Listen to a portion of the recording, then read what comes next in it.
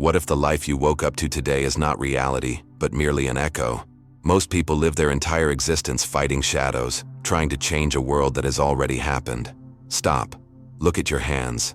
Look at the room around you. This is not the cause. This is the effect.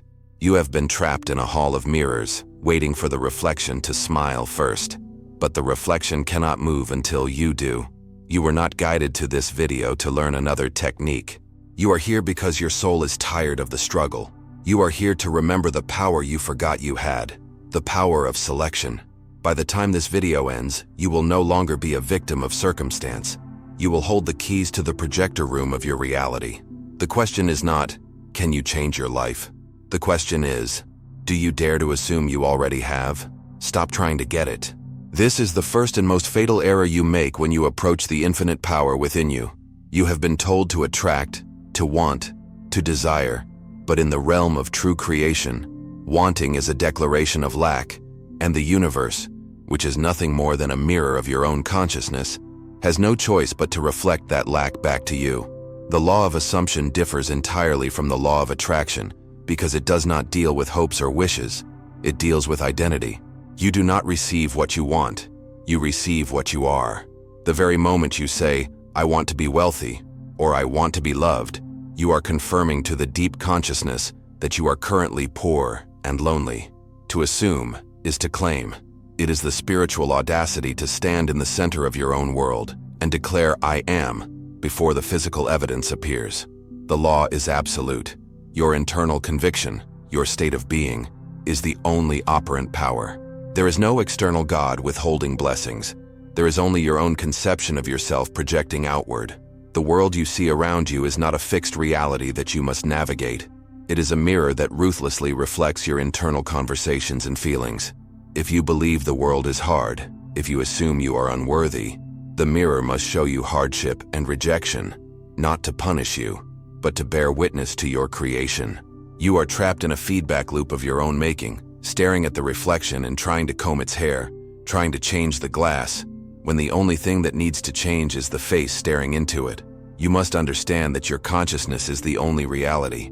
The circumstances of your life, your bank account, your relationships, your health, are merely the shadows cast by the light of your own assumptions. To change the shadow, you must move the object, and the object is your concept of self. You cannot change the world by fighting it. You change it by ignoring the mirror for a moment and restructuring the image within. But to truly grasp this, you must understand the power of your identity. You are always assuming something. Even now you are assuming you are reading or listening to this. You are assuming you are a limited human being with problems to solve. This automatic assumption is what keeps you small. The secret of the ages, the secret Neville spoke of, is that you can consciously select a new identity. You can assume the feeling of the wish fulfilled. It is not about lying to yourself. It is about appropriating a state of consciousness that already exists. Creation is finished. Every version of you, the wealthy you, the healed you, the loved you, already exists in the vast library of creation. You do not create the state, you occupy it. You walk into it by wearing the feeling of it, just as you would put on a new suit. When your internal conviction of, I am this, becomes greater than the sensory evidence of, I am not, reality has no choice but to reshape itself to match your assumption. However, many struggle because they do not understand the mechanism of their own perception, believing that what they see is all there is. But that's only the surface. Consider the biological machinery that serves your spirit, the reticular activating system, or RAS. This bundle of nerves at your brainstem is the guardian of your consciousness, the gatekeeper that filters millions of bits of sensory data every second. It decides what you notice and what you ignore, and it takes its orders directly from your dominant beliefs. When you hold an assumption of failure, your RAS acts as a blinding filter, literally hiding opportunities from your view while spotlighting every obstacle, every danger, and every confirmation of your inadequacy. It is not that the good things aren't there.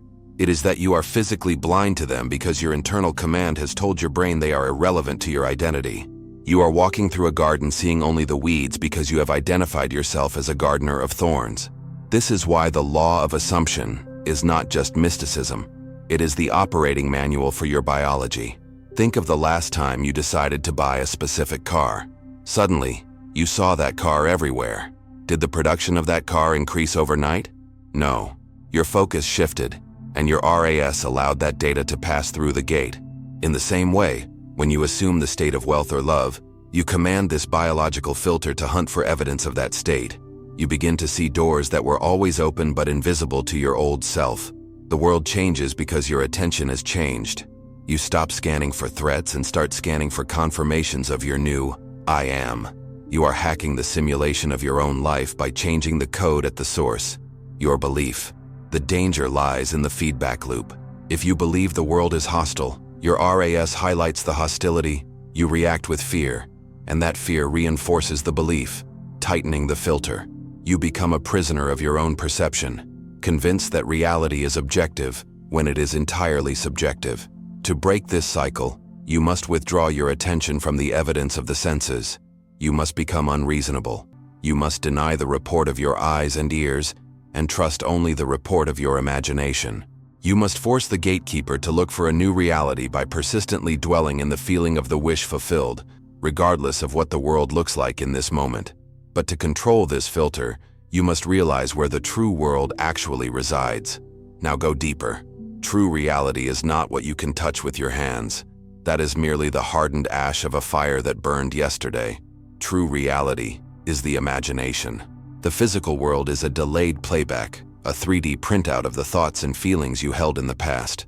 When you look at your current circumstances, you are looking at a dead star. The light you see was generated long ago. Neville Goddard taught that the human imagination is God, the divine power that operates this entire universe. When you imagine, you are not engaging in a fantasy. You are entering the causal plane. You are selecting a timeline. What you experience in your imagination is the real event. The physical manifestation is just the echo. Science is now catching up to this ancient mystic truth. Neuroscience confirms that the brain does not distinguish between a vividly imagined experience and a real physical one. When you close your eyes and mentally rehearse an action, feeling the texture, smelling the air, hearing the sounds, the exact same neural pathways fire as if you were actually doing it. Elite athletes know this. They run the race in their mind, they feel the gold medal, they hear the crowd, conditioning their physiology to win before they even step onto the track. They are not hoping to win. They have already won in the only place that matters: consciousness. The body merely follows the instructions of the mind. If you can understand that the imaginal act is the reality, you stop waiting for the physical world to validate you. You realize that the moment you have imagined it with sensory vividness and emotional intensity, it is done. It is a fact. The bridge of incidents that leads to the physical manifestation is automatic and inevitable. You do not need to worry about the how. The how is the domain of the universe. Your job is the what and the who. By living in the imagination as if it were real, you are imprinting the subconscious mind, and the subconscious mind compels the outer world to conform. You are the writer, the director, and the actor of your own play, and the world is just the stage. So, how do you execute this perfectly? Here's what changes everything. You must master the technique of living in the end.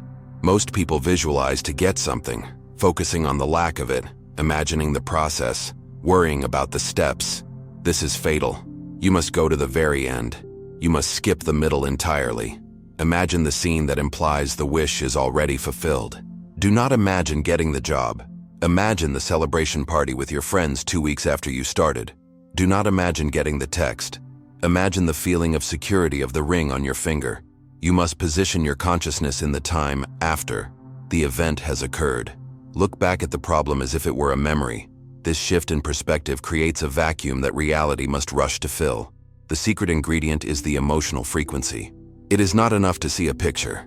You must feel the sensory reality of it. What would you feel if it were true right now? Would you feel excited? No.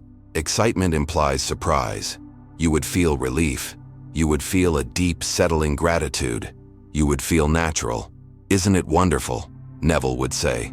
Capture that feeling. That specific emotion is the chemical signature of your new timeline. When you hold this feeling, you trigger a placebo effect on the universe. Just as a patient's belief in a sugar pill can heal their body by releasing real healing chemicals, your belief in your imaginal act releases the energy required to reshape your physical world. You are creating an energetic signature. You are broadcasting a new station. If you are vibrating in the frequency of I have it, you cannot help but encounter it in the physical world. It is a law as firm as gravity. But if you check for results, if you ask where is it, you immediately drop back into the frequency of I don't have it, and you abort the seed. Living in the end means you no longer look for it because you already possess it. You walk through your day with the secret knowledge that your prayer has been answered, carrying the quiet confidence of the person you have chosen to become. But knowledge is nothing without application. Now you must act internally. The first practical step is to audit your beliefs with ruthless honesty. You must become the observer of your own thoughts. What are you saying to yourself when no one is listening? Are you saying life is a struggle? I am always unlucky. Money is hard to come by. These invisible scripts are the architects of your suffering. You must identify them, not to judge them, but to discard them. You cannot put new wine into old wineskins. You must realize these beliefs are not facts. They are just repeated assumptions that hardened into your perceived reality. You must be willing to let the old version of you die so the new one can be born. Once the ground is cleared, choose your new assumption. Define clearly who you want to be. Not what you want to get, but who you want to be. I am wealthy. I am secure. I am cherished. Wear this identity. When the external world shows you an empty bank account, deny it. Say to yourself, this is an old echo. My reality is abundance. Ignore the evidence of the senses. This is the test. This is where the masters are separated from the dreamers. Can you trust your inner vision more than your outer sight? Can you walk by faith and not by sight? Finally, practice daily immersion. This is not a hobby. It is a discipline.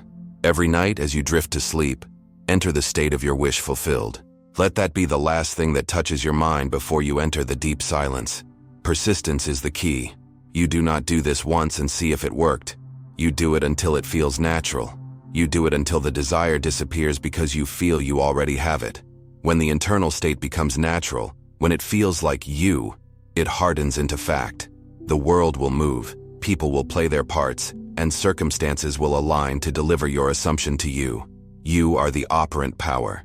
Rise and select your world. The shift has happened. Can you feel it? You are not the same person who clicked on this video minutes ago. The old version of you, the one who doubted, the one who waited, is fading. Do not try to hold on to it. You have entered the state of the wish fulfilled, and the bridge of incidents has already begun to form beneath your feet. You are no longer looking for the miracle. You are the miracle. Now, the only thing left to do is to persist. So I ask you, who are you, now that you know the truth? Write your new I am statement in the comments below. Stamp it into this reality. Subscribe and turn on notifications, because this was just the awakening. The next video will show you how to accelerate the bridge. Click it now. Do not go back to sleep.